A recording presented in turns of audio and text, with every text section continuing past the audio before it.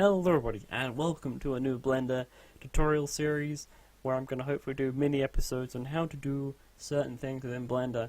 Now before I start the series, if you do want me to cover a certain thing within Blender, perhaps a certain simple way of modeling something, or you just want to know something specific, let me know in the comments below or email me or tweet me or whatever. I will try and get back to you as quick as possible if I know the answer. If I don't, then I will point you in the right direction, because I'm not a massive Blender pro, but I just want to get people to a stage where they can start messing around with this and sort of have a good idea of what they're doing. But yeah, anyway, let's jump into this. So this is Blender. You have a cube on the screen here, as you can see. If you use your mouse scroll wheel, you can scroll in and out. If you hold the scroll wheel thing in, you can sort of pan around. If you right click, that's how you select various things in here.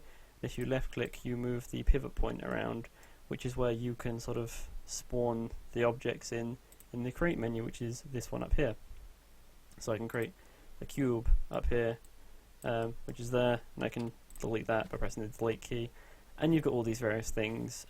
There's like curves and lights and other things, as you can see here. We'll cover those in a later tutorial, but I suggest if you're going to mess around in this for now, just use these sort of things and you can just sort of drag them about and stuff like that. That's a circle, that doesn't have any sort of properties really to it. That's a isosphere. They're sort of objects. Relations, this is for sort of grouping and parenting objects. So an example of that is if I copy and paste that using the basic Control-C, Control-V, and if I click that and then shift click that, press space and do set to parent, or you can click, actually that's a good way of doing it. You can see parents set there. If you look at the thing up here, if I do that and click object, this is now the parent of that. So every time I move this, it will also move that. I can still move that independently because it's on the inside, but this will now affect whatever is below it. As you can see, the cube is now part of this object. So if I undo that, to just put it back, there we go. We have animation here, although I wouldn't suggest using this menu right now. I will cover animation another time, which will be using this little thing down here. There's the timeline. So for those of you who want to learn animation, there'll be an episode somewhere in the playlist that you can jump to if you already know the basic uses of Blender, if you've used something like this before, or if you have used Blender before. So that's that. If you right click your cube, and if you go down here, you can go to edit mode, which is basically how you can edit this cube. But you can also, if you press tab, you can switch between object mode and edit mode, which is something. Admittedly, I don't use it all the time. I will tend to use this, but if you remember, then there you go. So that's sort of how to get into the edit mode, which allows you to use, like, let's say this thing, which is face select, and you've got the side select thing, I've forgotten the name, edge select, and then you've got vertex select. So vertexes are these points over here. Obviously edges are the edges of the cube, and then the face is the cube, and then you can drag them out and do things, and you can make weird shapes and stuff. So you can mess around with that. If you just like pull the points around in that, you can sort of make something from that. I guess I'll cover how to sort of do other things in another tutorial. But in a couple sort of seconds, I've sort of made some weird looking pyramid thing. And if I do this, look, there you go. So that's sort of that. And if you do Control Z, there you go. I've restored it to a cube. This physics thing, rigid bodies. For modeling, I haven't really used it, so you can sort of ignore this for now, really. And grease pencil, you just sort of draw lines. Sort of, I guess, you can sort of draw a thing out and then plan what you're going to model on top of that. But, I don't know. I don't really use it that much, to be honest, myself. But yeah. Also, there's like a shading option here, which we'll cover in another episode, because right now with this cube, there's not... Well, actually, yeah, you can do the smooth shading, which basically means it would try not to make it look like you've got these edges here, and it would try and just sort of smooth everything together.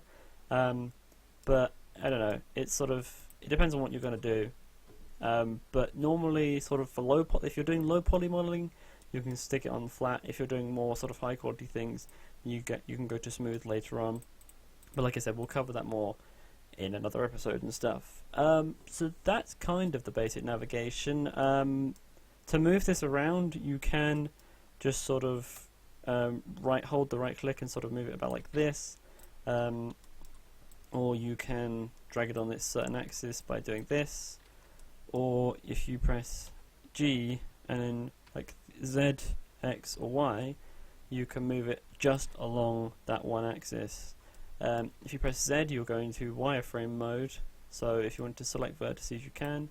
A way to do that, for example on edit mode, is if I go to Z and if you hold Control plus left mouse click and I do that, I've now selected this vertex here. I can like select this one. Actually, I've selected everything now because I've got it in.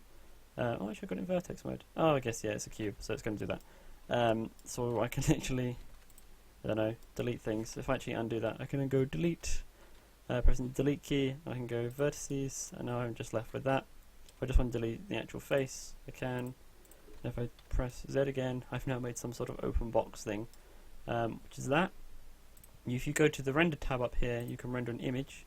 You can see this is rendering a cube. I'm not sure from which angle. Let's have a little look. If you press 0, look at the camera view. So this is actually what the camera is seeing currently. This is the cube. If we actually turn it around, and if we do that, and render an image, you'll see that actually there you go. With the shading, you can see there's a hole on the inside there. So that's sort of that. That's the basic camera view. You can sort of do various things with the camera here. So if I put this cube back, 5 puts you in sort of orthographic view, and if you press 1, sort of 2, 3, 4, 5, 6, you get different angles. Obviously 5 takes you in and out of orthographic to perspective and stuff. But if you wanted to view things from like what the camera's going to see, you can just press 0. Now you can sort of see over here we've got the render settings and stuff. So you can select what frame rate you want, you can select what resolution you want, if it's going to be full resolution.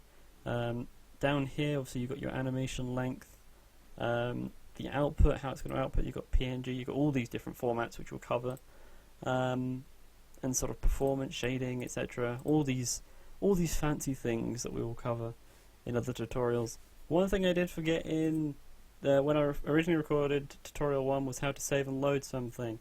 So here's how to do it. You go to File, and here's Save, and here's Open, which is also known as Load. So there you go, that's how to do that. And you can also export in certain formats. So that's how to do that. Now back to past me. That's basic navigation, how to just sort of move things about, how to select an object, how to sort of put an object into the scene. The next tutorial I'm going to talk about basic extruding, which is going into the model and pulling it around but making new things and like dragging it around. And I'll probably try and make something strange. I don't know. I'll show you how to do things. And in episode 3 I'll do cutting holes into objects. You'll see in the playlist what I'm going to be doing, because hopefully I'm going to record all these and then release them all in one or something. I don't know. But as I said, any suggestions, let me know in the comments below. If you like this, leave a like. If not, then you can let me know why you didn't like it. There's probably reasons. I'm not the best at doing this sort of thing. I will ramble. This probably won't be edited particularly well. So yeah, hope you enjoyed. Let's go on to episode 2 if you're carrying on with the series. Yeah, bye-bye.